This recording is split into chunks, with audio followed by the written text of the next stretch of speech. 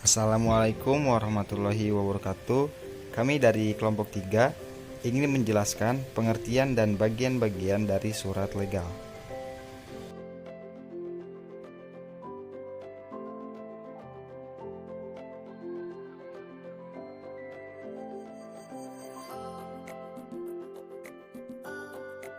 Pengertian surat legal adalah surat yang memiliki kekuatan hukum dan dapat berkaitan dengan bisnis, dinas, maupun pribadi. Assalamualaikum warahmatullahi wabarakatuh. Nama saya Muhammad Gifar Julansyah. Di sini saya akan menjelaskan pengertian dan bagian dari surat keputusan. Surat keputusan adalah surat yang memuat keputusan yang dibuat oleh pimpinan suatu organisasi atau lembaga yang terkait dengan kebijakan organisasi atau lembaga tersebut. Surat keputusan ini memiliki dua bagian pokok. Yang pertama yaitu ada konsideran. Dasar atau dasar hukum dibuatnya keputusan tersebut. Pada bagian ini terdapat kata-kata seperti menimbang, mengingat, membaca, mendengar, dan memperhatikan. Yang kedua yaitu ada diktum keputusan. Isi keputusan tersebut ditandai dengan adanya kata memutuskan dan menetapkan. Berikut yaitu pedoman menyetujui surat keputusan. Yang pertama yaitu ada bagian pembuka. Di bagian pembuka ini, surat dibuka dengan senang hati seperti menimbang, mengingat, membaca, mendengar, dan memperhatikan. Yang kedua yaitu ada bagian tengah. Di bagian tengah ini menyampaikan keputusan yang dibuat. Yang ketiga yaitu ada bagian penutup. Di bagian penutup ini penegasan, pelaksanaan, atau antisipasi bila terjadi kekeliruan atau perubahan keputusan yang telah dibuat. Yang keempat yaitu ada tembusan. Nah, di tembusan ini, surat keputusan selalu mengeluarkan dengan tembusan karena surat keputusan perlu banyak pihak yang harus membantah tentang adanya kebijakan baru tersebut. Berikut adalah contoh dari surat keputusan. Ini yang ditandai kotak merah dan biru, ini adalah salah satu bagian dari pokok surat keputusan. Yang ditandai merah ini yaitu adalah bagian pokok dari konsideran. Nah, yang kedua ini yaitu bagian pokok dari diktum. Mungkin itu saja yang bisa saya jelaskan, kurang lebihnya mohon dimaafkan. Wabillahi taufiq wal hidayah. Wassalamualaikum warahmatullahi wabarakatuh. Perkenalkan, nama saya Rifki Hidayatullah. Di sini saya akan menjelaskan tentang surat perjanjian. Yang pertama, pengertian surat perjanjian. Surat perjanjian adalah sebuah surat yang berisikan tentang perjanjian ataupun kesepakatan antara dua belah pihak mengenai kewajiban dan hak dari masing-masing pihak yang bersifat mengikat diri untuk melakukan sesuatu atau tidak melakukan sesuatu. Perlu diketahui bahwa secara umum surat perjanjian ini terbagi menjadi dua, yaitu surat perjanjian autentik adalah surat perjanjian yang dalam proses pembuatannya dihadiri atau diketahui oleh pejabat pemerintahan yang ditunjuk sebagai saksi. Lalu yang kedua ada surat perjanjian di bawah tangan adalah surat perjanjian yang dalam proses pembuatannya tidak menggunakan saksi dari pejabat pemerintah. Lalu ada fungsi surat perjanjian sebagai sebuah bukti yang autentik bahwa terdapat pihak-pihak tertentu yang telah melakukan sebuah kesepakatan atau perjanjian. Selain itu, surat perjanjian ini juga dapat menjadi sebuah dasar dalam melaksanakan hal-hal yang telah menjadi kesepakatan oleh pihak-pihak yang telah membuat perjanjian. Berapa ciri-ciri dari surat perjanjian? Yang pertama, isi dari surat perjanjian pasti berdasarkan hukum, kesusilaan, serta terikat dengan kepentingan umum dan ketertiban. Lalu yang kedua ada objek dari sebuah surat perjanjian disebutkan dengan jelas. Lalu yang ketiga, penulisan identitas dari pihak-pihak yang terkait ditulis dengan lengkap dan jelas. Scott J. Burnham mengemukakan beberapa hal yang perlu dicantumkan dalam kerangka sebuah surat perjanjian, yaitu sebagai berikut. Yang pertama ada bagian pembuka, lalu yang kedua ada identitas dari para pihak, lalu yang ketiga ada peralihan atau transisi, lalu yang keempat ada latar belakang, Lalu yang kelima ada definisi. Lalu yang keenam ada klausul transaksi. Lalu yang ketujuh ada penutup. Baik, selanjutnya saya akan menjelaskan tentang bagian-bagian surat perjanjian. Yang pertama itu ada pembukaan, yaitu namanya surat perjanjian, terus ada nomor. Lalu selanjutnya ada pihak-pihak yang terkait, yaitu yang bertanda tangan di bawah ini, seperti nama, tempat tanggal lahir, kelas, jurusan, nomor induk. Lalu yang selanjutnya ada latar belakang, seperti contohnya pengakuan telah melanggar peraturan dan tata tertib sekolah atau madrasah, berupa poin-poinnya, yaitu sering tidak masuk sekolah, sering bolos, tidak mengindahkan nasihat guru. Lalu yang selanjutnya ada definisi, yaitu contohnya berjanji dan poin-poinnya. Lalu selanjutnya ada klausul perjanjian, yaitu seperti sanksi dan poin-poinnya. Lalu yang terakhir ada penutup, yaitu tanggal mengetahui kepala sekolahnya yang menandatangan dan mengetahui orang tua atau wali siswa. Assalamualaikum warahmatullahi wabarakatuh. Nama saya Anissa Wulandari. Di sini saya akan mempresentasikan mengenai surat tugas. Pengertian surat tugas adalah surat resmi yang dibuat atau dikeluarkan oleh seorang pejabat yang berwenang di instansi atau lembaga tertentu, di mana isinya menugaskan seorang pegawai atau staf untuk melakukan suatu pekerjaan. Jadi maksudnya di sini surat tugas ini dibuat jika ada seorang pegawai atau staf yang akan melakukan suatu pekerjaan di luar perusahaan, misalnya di instansi tertentu atau lembaga tertentu, entah itu di luar kota, luar provinsi, ataupun di luar negeri, dengan jangka waktu yang ditentukan. Fungsi surat tugas adalah sebagai dokumen pengesahan formal bagi pengemban tugas terhadap tugas yang harus dilakukan atau dijalankan.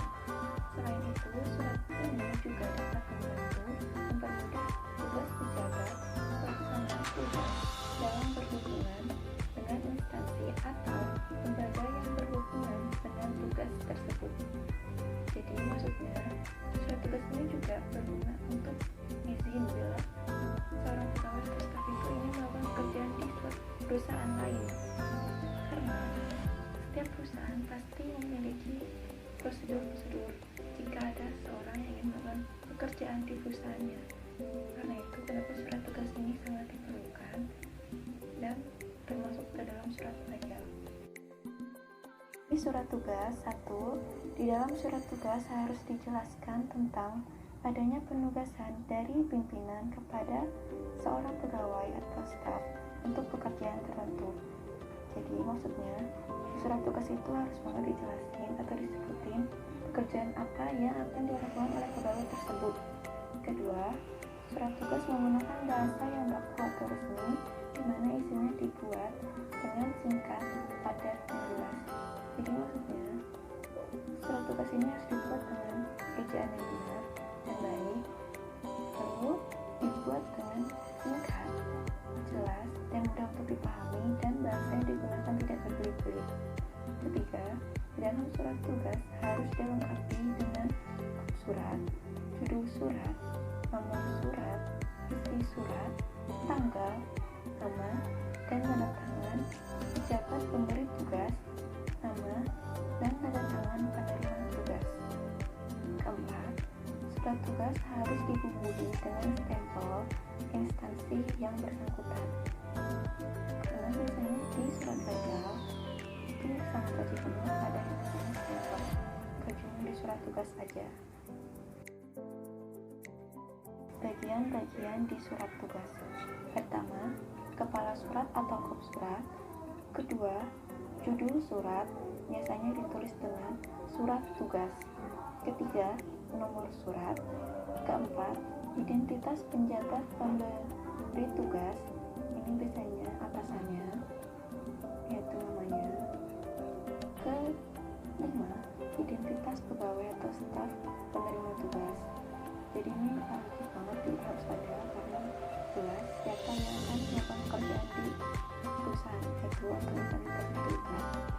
Karena isi surat tugas yang menjelaskan tentang pekerjaan yang harus dilaksanakan penerima tugas, jangka waktu, dan penanggung jawabnya. Ini sama, jadi harus ada namanya jelas penerima tugasnya siapa, jangka waktunya harus jelas juga sampai kapan, entah itu seminggu, 2 minggu, sebulan, 2 bulan, ataupun setahun. Dan penanggung jawabnya juga harus ada, karena jika sampai ada suatu hal yang terjadi, tidak akan ada yang namanya bertanggung jawab. Seorang yang akan bertanggung jawab itu. Ketujuh, keterangan tempat dan waktu memberi tugas. Kedelapan, kolom tanda tangan memberi tugas dan penerima tugas. Tentunya juga harus ada stempelnya. Berikut adalah contoh surat tugas.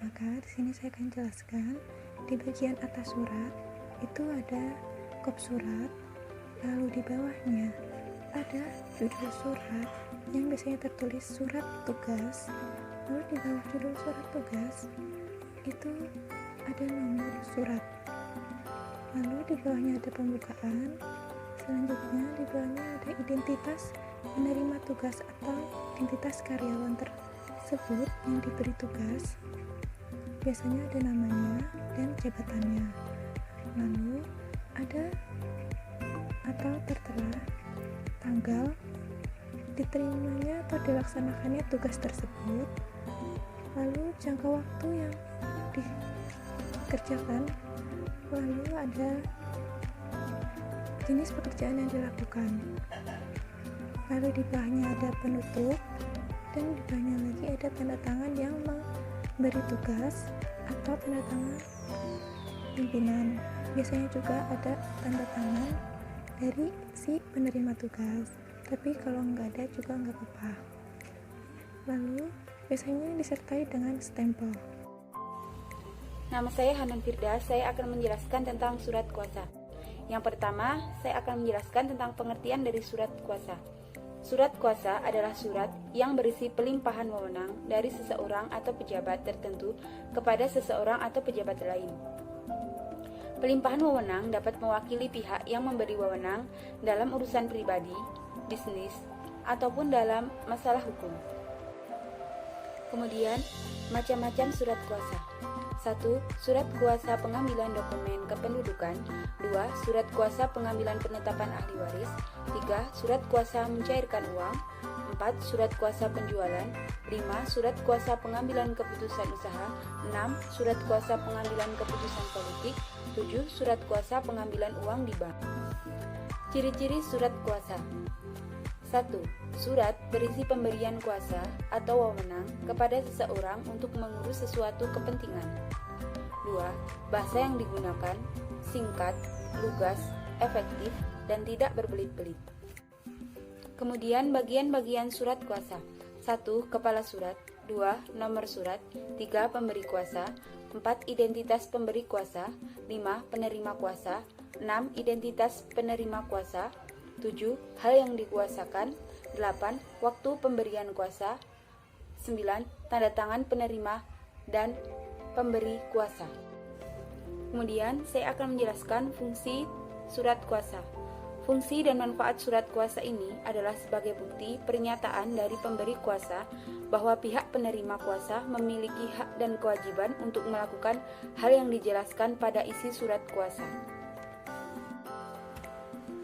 Kemudian saya akan menjelaskan tentang contoh surat kuasa.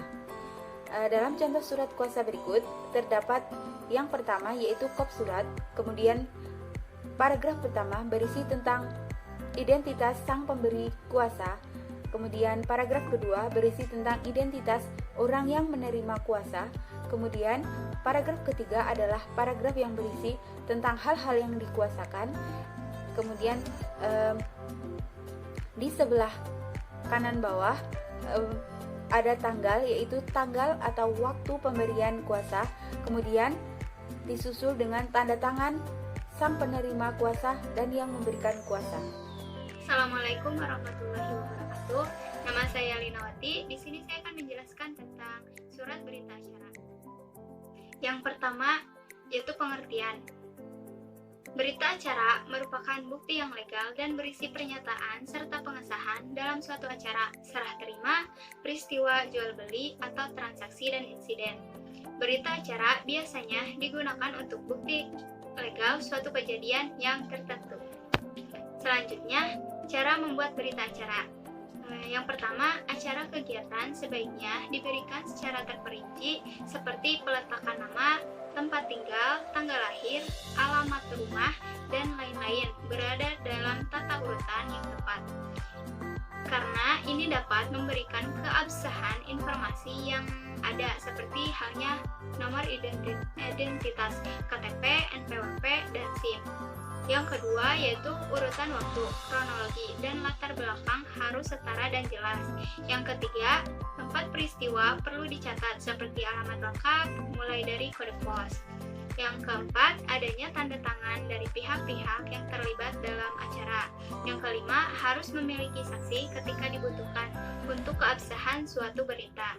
Dan yang terakhir, memiliki kesepakatan dalam berita acara seperti terima barang, jabatan, dan pekerjaan yang lebih rinci. Selanjutnya yaitu tujuan. Secara umum, kegunaan surat berita acara adalah sebagai alat dokumentasi atau pegangan untuk sebuah lembaga atau institusi yang membuktikan bahwa sudah terlaksana suatu kegiatan atau peristiwa tertentu sudah terjadi pada waktu dan tanggal yang sudah ditentukan. Dan ini ada contoh surat berita acara. Berita acara serah terima pekerjaan. Yang pertama yaitu nama, kedua perusahaan, alamat, dan ini sebagai pihak pertama. Yang kedua yaitu nama, perusahaan, alamat yang lengkap, dan ini disebut pihak kedua, serta ada tanda tangan dan materai. Terima kasih. Wassalamualaikum warahmatullahi wabarakatuh.